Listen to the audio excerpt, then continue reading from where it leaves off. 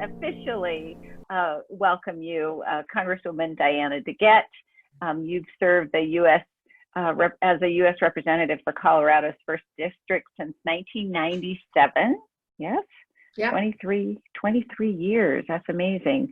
And you have the perfect vantage point to talk about this particular time in this country's life, and this nation's life, and this democracy that we're living in.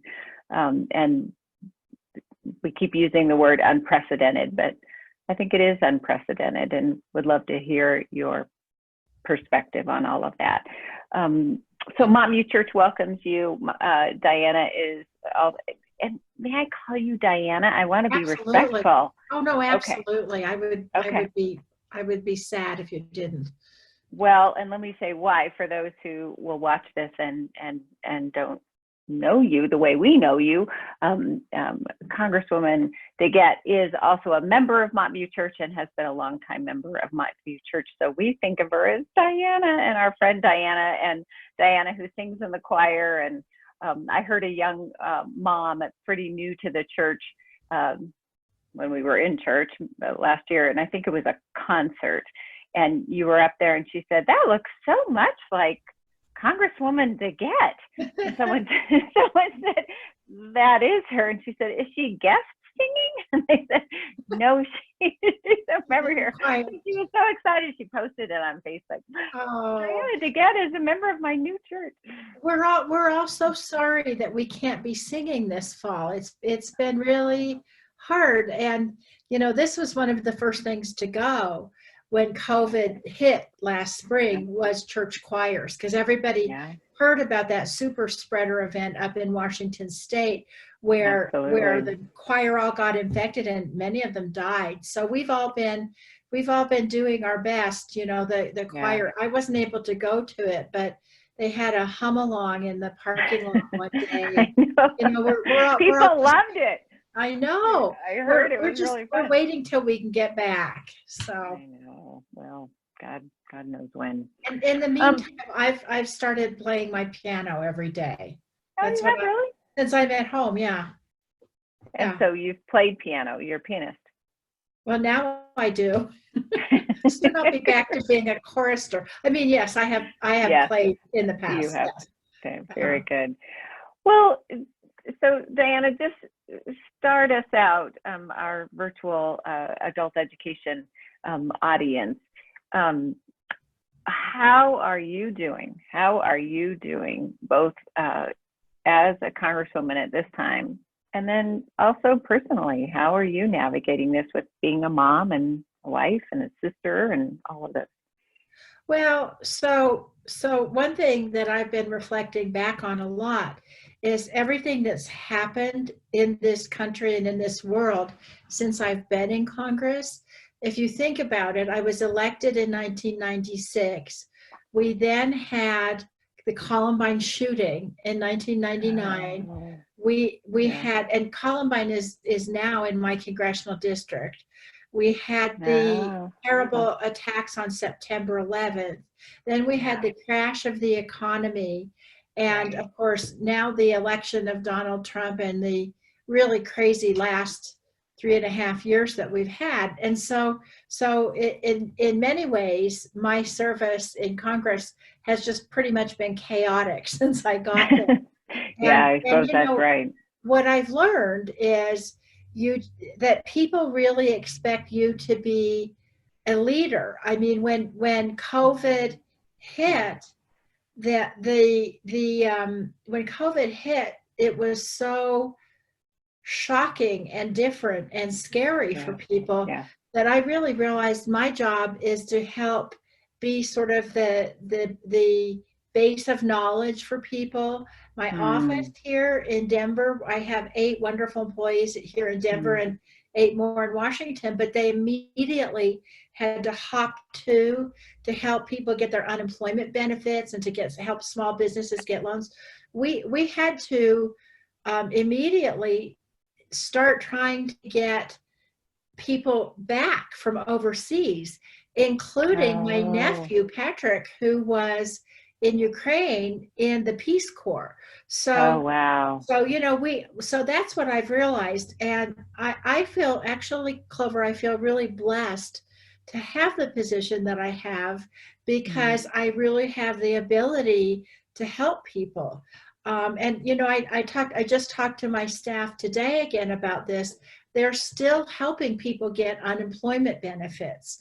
And Wow. think about that. Think about if you were a gig worker or if you were a restaurant worker and you suddenly lost your job and your Yeah. income, and you were afraid of hunger. You were afraid, Yeah. how were you going to pay for your housing costs for your children? And so to be able to help people that way has Yeah. been an extraordinary blessing for me.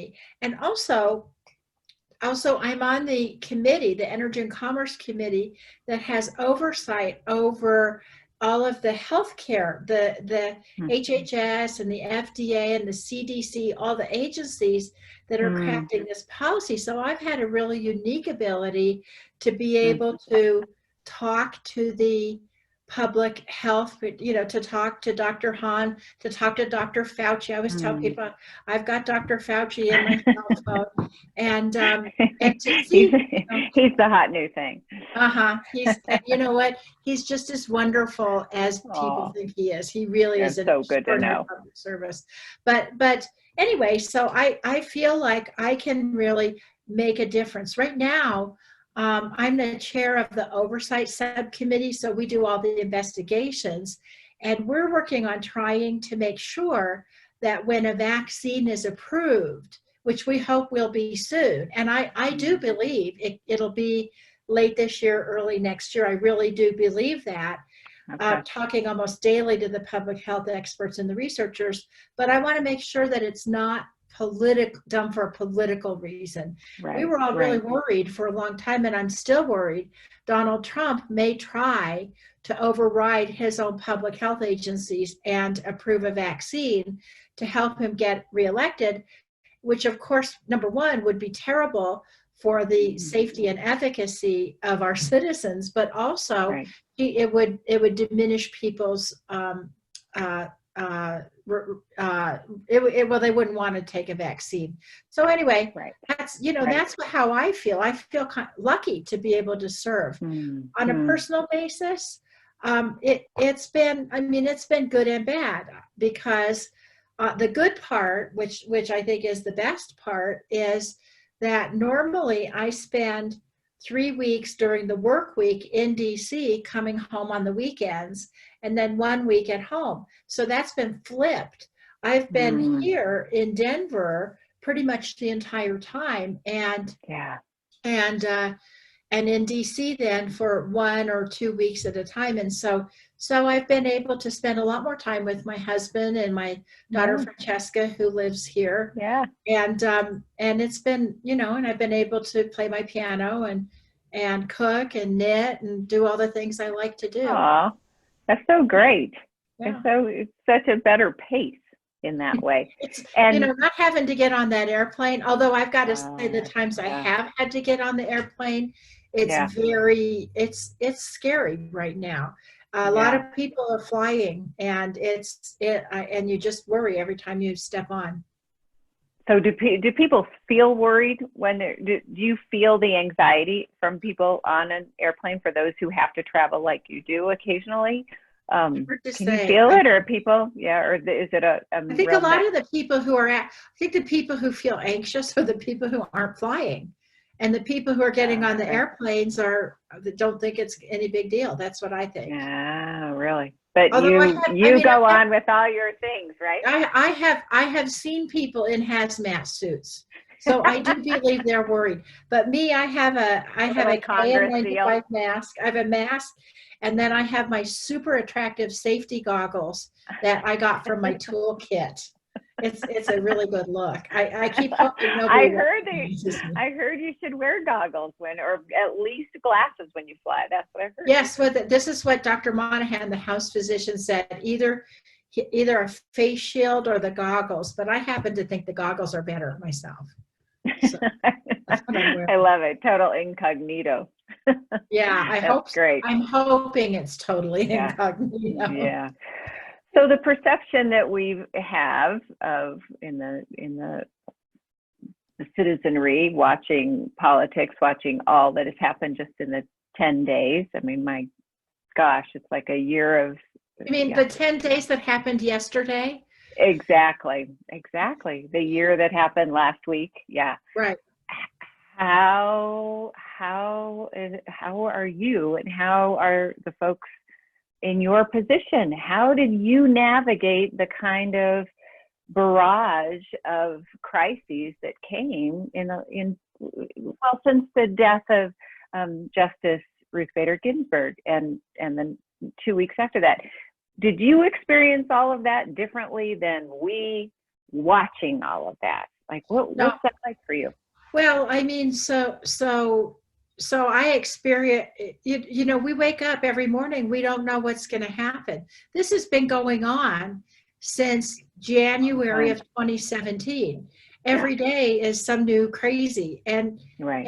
And the other thing is you can't possibly imagine what it's going to be, right? Yeah. You can't, I mean, it's outside the imagination that you could actually have. And Right. so I've got some light coming from. So Oh, you have a little sunshine, little let me sun. just readjust here. Okay. Yep. So but what I realized is that if I react to everything that happens that's outside my control, then I'm not going to be in a very good mental place. And so what I try to do is just react in a calm and cool way, and to understand what I can control and what I can't control. And what I can't control, to just let go of that. Right. Well, you strike me as a non-anxious leader. And like I try not to be anxious. I don't think, you know, it's sort of like being a mom, right? If your kids start to get really anxious, the worst thing you can do is to have them see that you're really anxious too. So being a congresswoman helped you with parenting, or did parenting help you in your public service? Probably a little bit of both, actually. Yeah.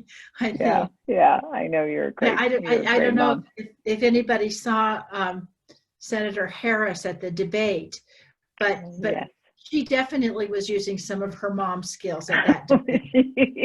She was definitely holding it and had a very nice smile. She held it very well. Right. Some of her mom skills, and, for sure. Excuse me, I'm talking right now. I'm speaking. Thank you. We'll get back to that. Yeah. So what did, may I ask you, what did you think of the presidential debate as it was happening, given, again, the world that you live in and the way that decency should be exhibited among our politicians and our president, but how'd that go for you to watch that kind of interaction? I was actually surprised that President Trump just sort of let it rip as if he was at one of his rallies, because even I was thinking about now versus 4 years ago, he was aggressive and lacked control in the debates with Hillary Clinton. But in these debates, he seemed frankly unhinged. And it also was somebody who didn't seem to understand that his actions and the way he conducted himself and his words would not help him. You know, he didn't seem to have any sense that this was not in his best interest. So well, I thought it was appalling, but I was really gratified to see that most Americans also thought it was appalling.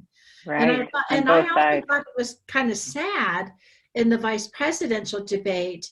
The commentators were saying how refreshing it was because people actually weren't yelling at each other. And so You that's a thought, low bar. wow, That's that's a a low low bar. bar. Yeah, Yeah, exactly. In a very short amount of time, that was a pretty low bar. Yeah, yeah. yeah, yeah. I think he was unhinged, and I get the sense that at the end of it, I'm not sure he even would have remembered how unhinged he was. It was like he was not that he wasn't out of character, but it was like he was out of body or something. It was Yeah, very strange. it was disturbing. It was really Yeah, disturbing. yeah. What do you think about the next two? Do you think that President Trump will, because they said they weren't going to do a town hall, that they were going to do it in a Zoom format, a virtual debate on the 15th, but he refused. He has said he won't do that. Do you have Well, any speculation? no, I can't possibly speculate. I mean, just a few days ago, he said he was shutting down the talks on trying to have a new relief package for Right. coronavirus. And then the next day, when the stock markets went down, he said, oh, he was reopening the talks. Changed his So mind. Right. that's the thing we've learned is we just can't Changes have his any mind. certainty. And I will say though, the as I've learned from all of my medical experts is that you can be shedding the coronavirus for quite some time. Right. And so it's even though the president thinks he's better, even though he seems to think that he's not a risk, he could be shedding that virus, and he has to think about protection of um, everybody in that hall, not just Joe Biden and the moderator, but it's really a public health issue. And he seems to think that it's some kind of a strategic issue. But we've just spent the last 7-8 months trying to keep people from dying without a lot of success. But Right. Right. but to insist on having an in-person town hall format, you're putting Right. everybody at risk. The Right. Joe Biden and the moderator and all the participants in the town hall. Yeah. Not a lot of not a real concern shown in all of that. So does Washington feel different to you since since 2017 when the president was inaugurated? Does it feel different? Well, it's been a lot. It's been a lot more. It's been a lot less predictable with the Trump Mm-hmm. administration.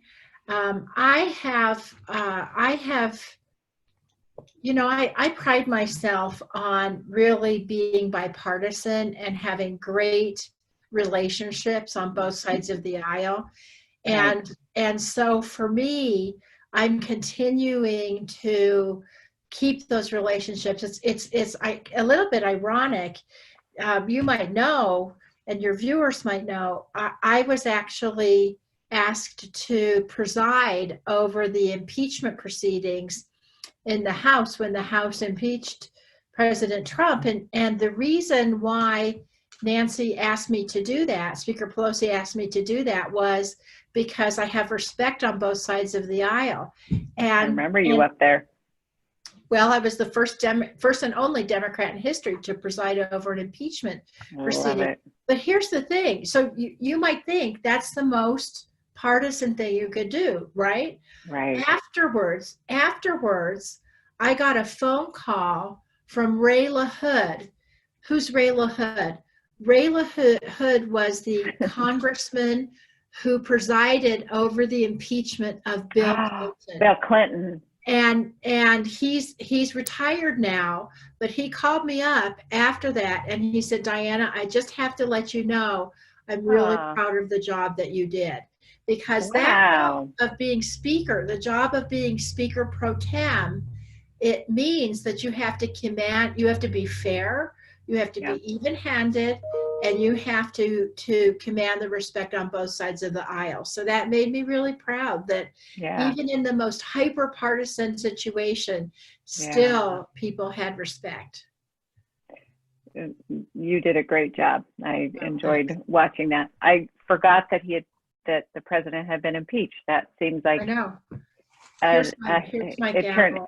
Oh, I keep it on my nice. desk. Was it engraved? It's really Or big. you have notches on it for big things that you've done. No, this is the one from the impeachment. Oh, it's actually engraved. Oh, nice. Yeah. Yeah. Uh-huh. Oh, good. Oh, that's great.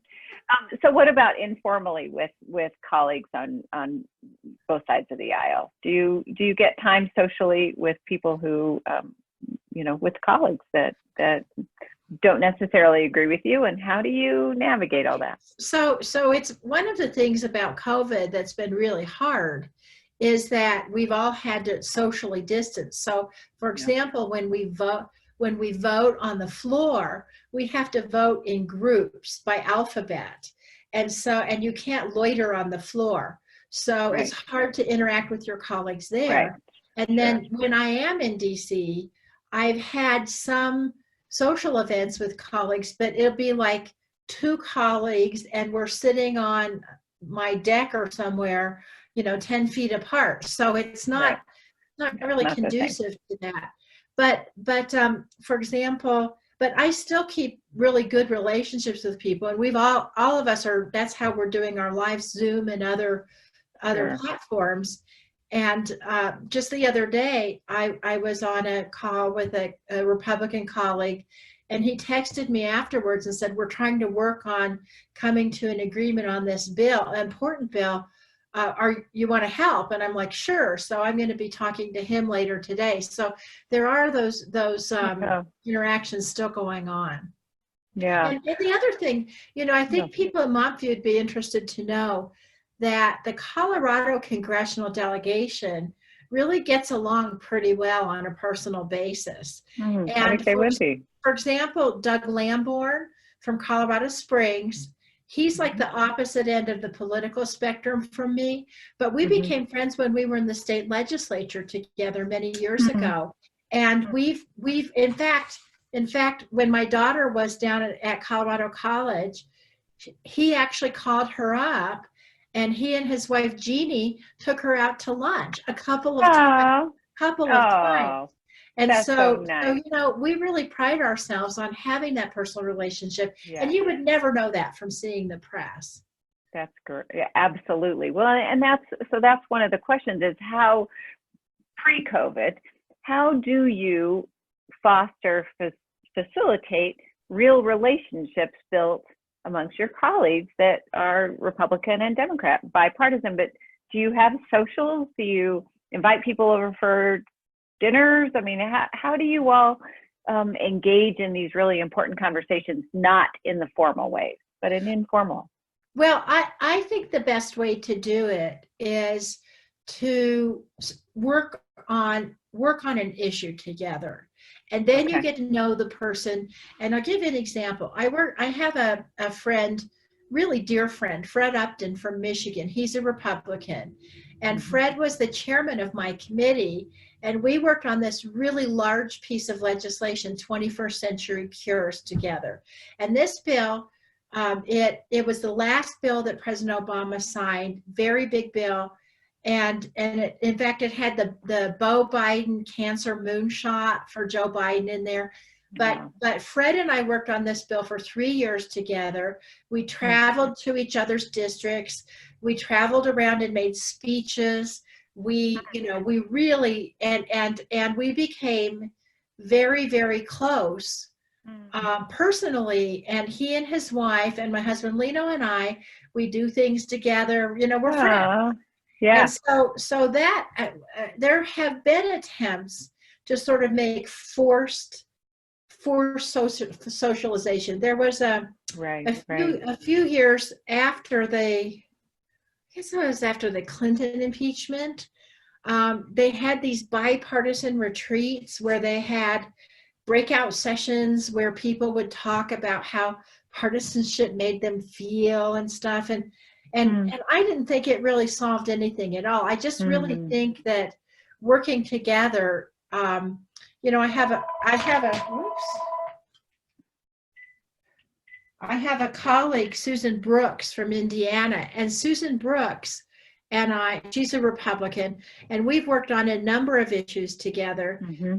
And she's retiring, and she's going to spend a lot of time in Wyoming, where she loves to ride horses. And so we've already agreed I'm going to go up there and ride horses with her. So, it's just Nice. like that. But the other thing about Congress that I have found is I don't care if it's bipartisan or partisan relationships, much of Congress is transactional.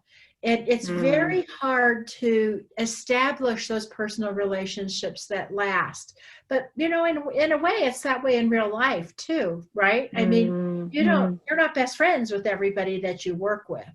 Um, right, and right. so that's been, if you can get a group of people who really are your friends, then you're lucky. I think that's true in Yeah, life, and it's surely true in yeah, Congress too. yeah, yeah. Well, you are a professional negotiator of really important and contentious issues and topics in the country. So I know that is what you excel in and your experience in. How does that translate to, do you have family and friends that you come from different sides of the aisle and are a different perspectives on issues that are really important to you? And if so, how do you navigate? We called this one that politicians have family too, and the negotiating the dinner table divide. How does this translate to a personal life?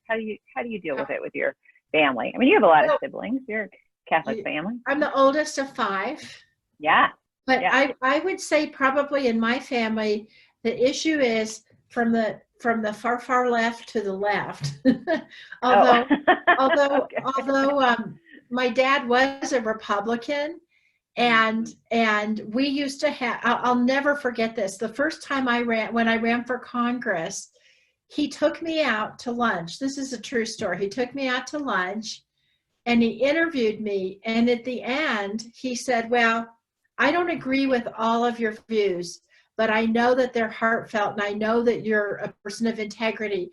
And so I've decided to give you a campaign donation. And he gave me $1,000 check. So Aw, that was the that was great. hardest contribution I ever had to get. But it was And he one of had to interview you. I was the one most proud of it. But I think that there's so, right now with families, politics is so difficult. Hard. And Yeah. I don't think that I guess Thanksgiving and Christmas are coming up. So the election will be before that. But I think a better Mhm. conversation to have, rather than how do we feel about Donald Trump or whatever. Right, right. I think a better conversation for people to have is what can we do for healing in this country Mm, right mm, now, and to remember that we're all Americans and that we all have communities. And I really think one thing COVID has done is it's actually made us begin to realize more of that. of the And so, interdependence yeah, connections. yeah, and Mhm. and also the things that really matter in life. Mm, It mm, doesn't really matter in life so much on an issue that you might disagree on. It kind of right. matters in life is how are you doing with your physical and mental health? Yeah, Are you able that's right. to, pay your mortgage payment? Are you able to get food? Right. It's that kind of community that I think we all need to think about. That's true. So it seems like there are kind of these two Americas going on. Then it's this visible America that's in the press that we really wrestle with, the absolute strident partisanship that's going on. And if you watch the news or you're engaged in media, it's easy to think that's all there is going on, or loud voices fighting, Yeah. and families who see it. But there's also the other America going on, where people are supportive and compassionate and and kind to each other, regardless of our differing Well, opinions well, on. and also, I think the media really stresses that. Right. You know, people say to me all the time, why aren't you in the press more? And I say, well, it's not for lack of trying, but it's because, you know, if you go to the press and say, Fred Upton and I worked on putting together this really Just fabulous bill really for good thing. research on diseases, and almost every member of Congress voted for it. Well, Yeah. they don't think that's news. But Yeah. if That's Fred not and too I have a exciting. big fight, then that's news to them. And I think it's true.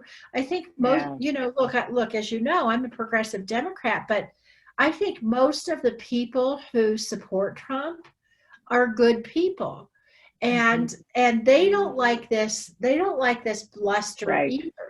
They, Right. and they wish he wouldn't do it. But for some reason, because of Mhm. at least how they think his policies are, they're going to support him. I think that people on the other side of that equation need to remember that Mm. is that it's not that everybody who supports someone you disagree with is that person. So, you know, I mean, not to be partisan, but I guess this is a little partisan. I really hope if Joe Biden does win, then he can lower Mm. I think everybody would be really happy if the temperature was Yeah. lowered, Yeah. and if Yep. we just started being, you know, if we just started being sensible and reliable and no big Yeah. surprises. I think people would like to have that for a I while. think we're exhausted, Yeah. right? I think we're my sermon that I'm preaching for Sunday but recorded yesterday is about, I called it surge capacity, that we ourselves, our souls are at surge capacity, that we're so exhausted, and especially the last couple of weeks that we've been barraged, we can't keep up. I think we're longing to bring it all down. We're all tired, Mhm. and I think I yeah. Go ahead. you go ahead. I was gonna say I don't think everyone is fully aware of the amount of adrenaline that we are living with, or cortisol that we are living with ourselves, and then you see people are tired, or they're getting sick, or they're irritable, easily angered, and you think, oh, there's a lot more going on here than just talking about issues. Anyway, go ahead. I mean, one thing I was going to say, we are having a beautiful fall. And We are. so I think that people should go take a walk. Yeah. Today, I just went outside for a little while and I looked at the Yeah. beautiful trees changing, Yeah. and just, Yeah. take a couple of deep breaths and remember that, Yeah. because it is I was so thinking stressful. it is stressful. I was thinking that very thing actually a couple of days ago, that just sitting outside in the same place on my back porch, looking at the same tree, and every day it looks different. Every day it looks different. And it was that reminder of, this too shall pass. Yeah, The that's right. seasons will come and the seasons will go, and life will go on, and things will change. Now, we might be heading into hard days ahead, who knows, but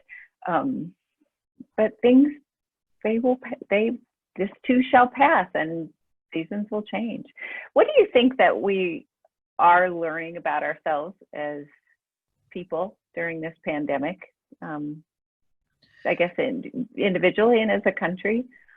I think I think people are learning different things about themselves.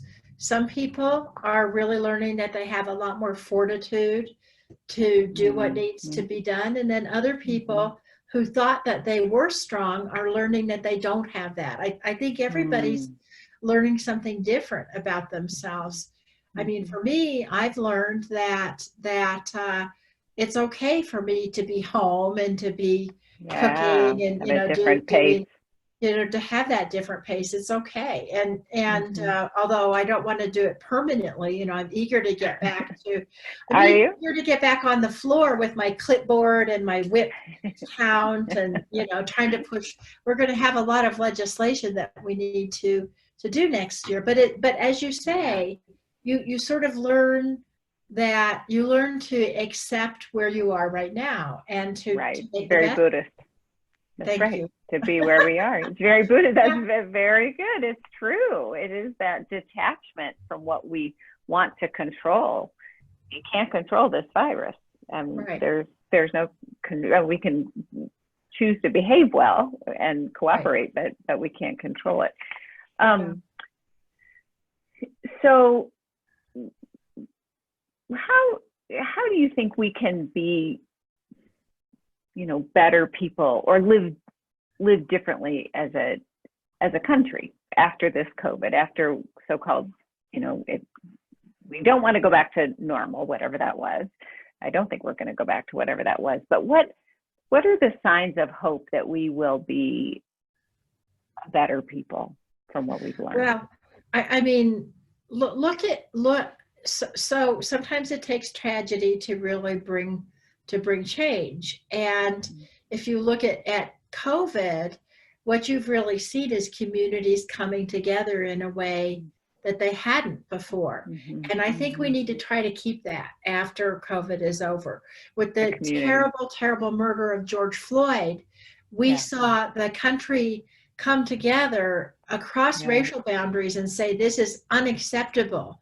We need to keep that up. And one of my great frustrations as sort of a white progressive woman is that we all have intellectually supported equality and racial justice in the past, but now the rubber has hit the road and we have to actually do something about it. We have to reform our police and our law enforcement agencies. We have to think about how our communities are acting and how we're acting. It's been a real wake-up call, but we can't just say, okay, check, we passed the George Floyd Law Enforcement Act. That was great. Too bad Mitch McConnell didn't bring it up, but okay, we did it.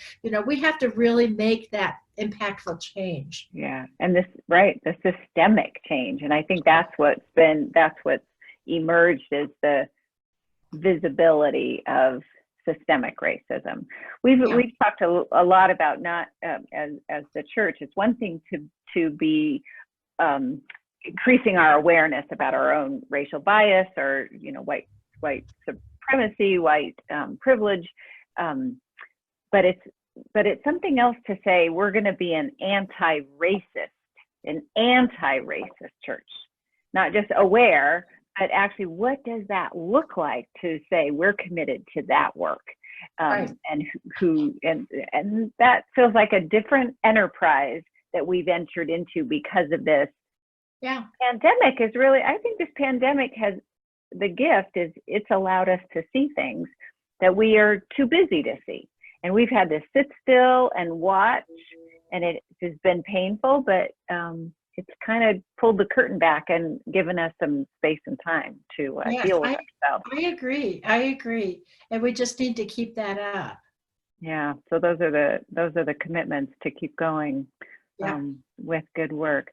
So what would be a final, let's say it's the Montview Church people, what's your word of wisdom for Montview Church, this community that loves you so much and that you love?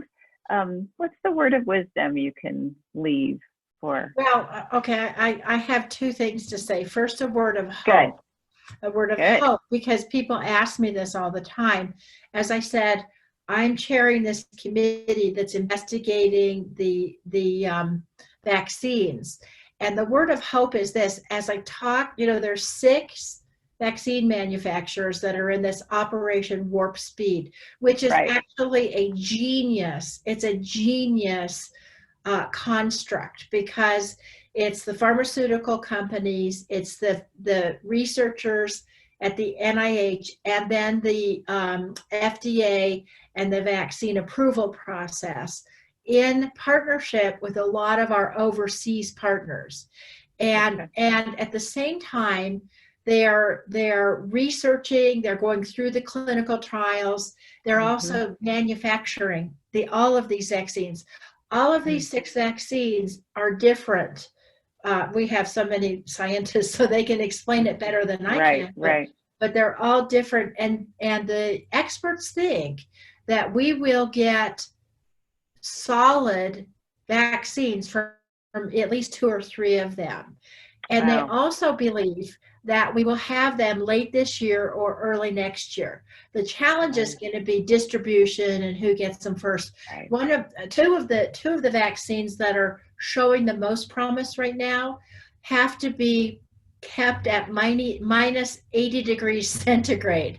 So that presents a challenge for shipping. Wow, and distribution. Yeah. And they have to be given 2 weeks apart.